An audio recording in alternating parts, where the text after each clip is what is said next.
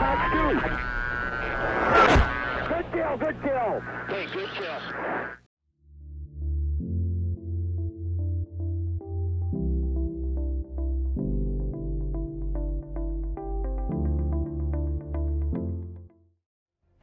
Hey guys, welcome back to another video. Today we're going to be using Tobii head tracking / eye tracking, and we're just going to hop on the server and see what kind of trouble we can find today. I'm hoping that the eye tracking will give you guys a little bit of an idea of the workflow and how to maintain the situational awareness as we go along. Some of you requested that. I think it's a good opportunity to sample that and have a go at it. And if you want to read up a little bit more about Tobii and the eye tracking and head tracking and all that, I put a link to their website in the video description below, so check it out there. Alright guys, without further ado, let's go ahead and get started. Alright, so as mentioned, we're using Tobii eye tracking, head tracking today. I just took off. I'm gonna from time to time turn on this little bubble you see here, and I'm gonna turn it off because it can get annoying at times. But for the time being, what it's gonna do is show you where my eyes are looking, which could be very useful, I think. Maybe not. I leave that up to you to decide. But a lot of you were asking for this. You guys were like, oh, we want to see Tobii and the green bubble and the head tracking and the eye tracking. So we're going to give it a go here today. I do have a guy locked up here. He's about 20 miles off the nose. And he is flying quite low.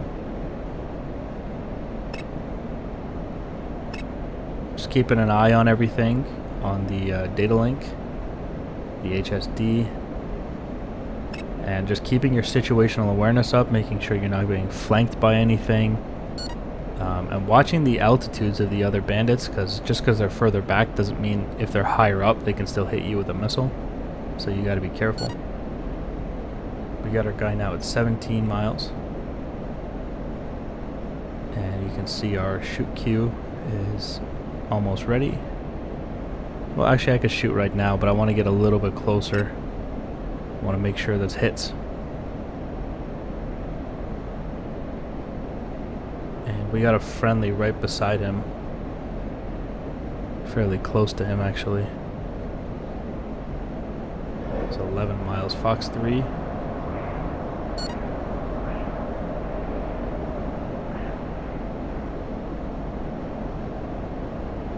There he is. He's down low. I think he killed the friendly, but he's down low. 6 miles. That missile should hit him, but he is twisting and turning like crazy. He's really trying to survive that missile. I don't know if he will. And that missile hit the ground beside him. You see that impact? There's another one, Fox 3. That's at like 2 miles. Like, he's not going to dodge that one. But he worked really hard for that first one. I almost feel bad. Attack rookie in the F-16. Sorry, boss. Very good attempt to stay alive there, though. I didn't think he'd survive that first missile.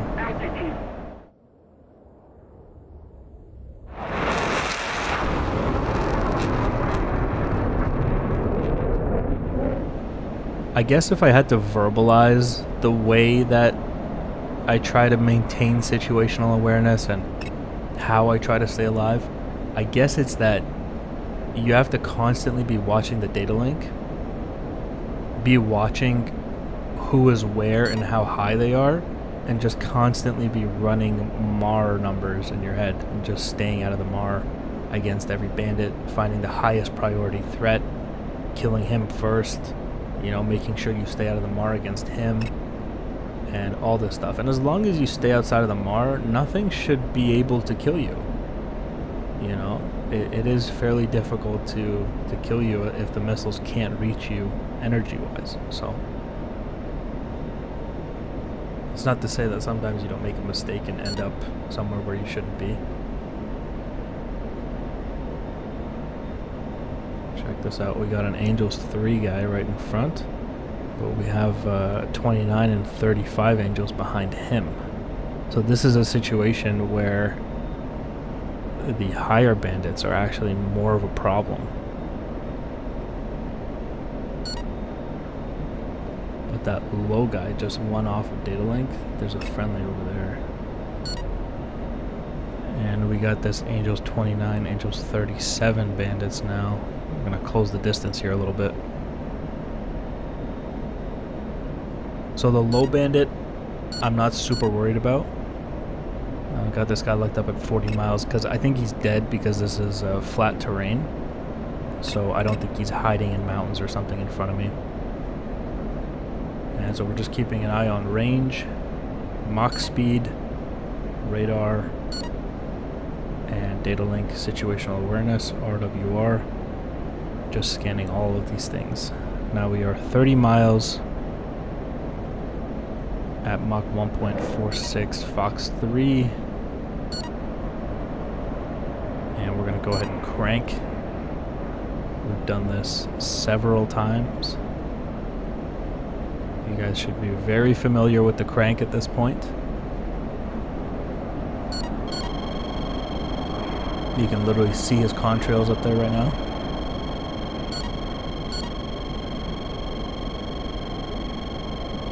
And he's still up there at this distance, which means there is an extremely low possibility of him surviving that missile launch.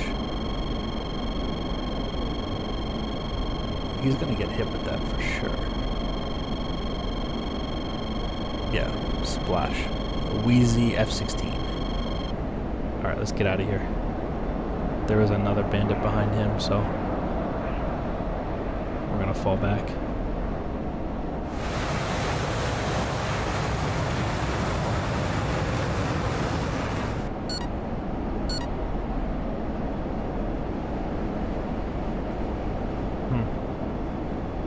Alright, I got a guy in front here. As you can see on the data link here, he's Angels 31.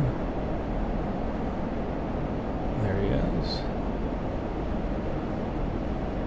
There we go. Picked him up. And he's 18 miles. Fox 3. That should have a fairly high probability of kill. And you can see I'm Mach 1.5, so I'm going to get a little bit closer and I can still dive away if he fires, which, there it is. That's another Fox 3 on him at about 10 miles, and I'm using my tremendous speed now to dive away.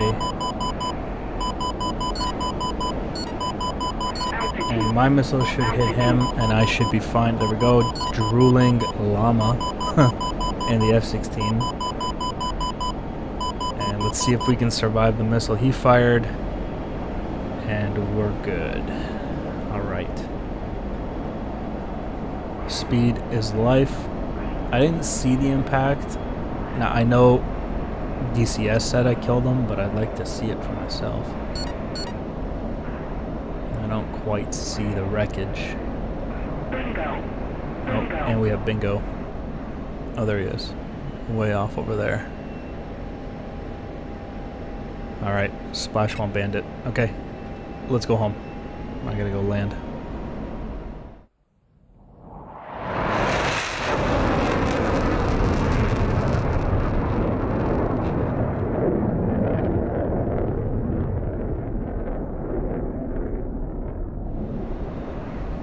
Alright, so there's a guy on the other side of this hill here.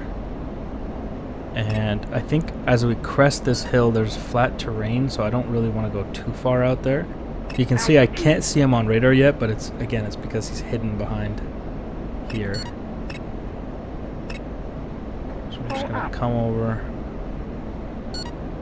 Okay, friendly's going to go for that guy. I'll take the other guy who's going to... Altitude. Let the situation develop here. Over this next hill, I think, is the flat terrain. Which means I don't really want to get out into the flat terrain. I want to have somewhere to mask myself. I'm going to increase the altitude a little so we can look over this little mountain. And there we go, we got our bandit locked up. And there's a Fox 3 at about 10 miles. I don't want to go too far out. And we're going to defend. There's another Fox 3. Just to make sure I hit him. I'm just gonna stay here so I can hide if he fires a missile. I don't see him at all. I don't see him. I don't see him. Oh, okay. Valkyrie in the J11. I'll go ahead and turn back in here. Again, I didn't see the impact. Altitude. Should be off to this direction. Oh, there's the smoke plume. There it is, right there. Right there. Alright, so he was a flanker trying to sneak around in the mountains. Splash 1.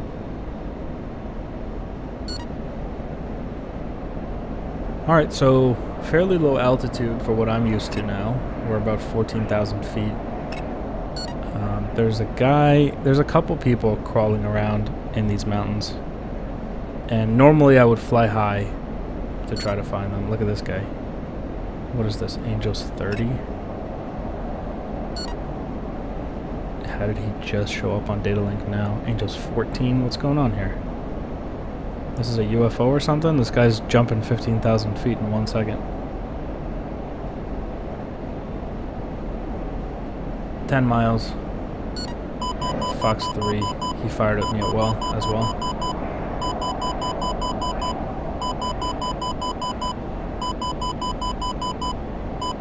Yeah, that's pretty dangerous. Alright, we're clean. There he is over there. 6 miles. I don't see him at 6 miles. He dipped behind that mountain, same as I did.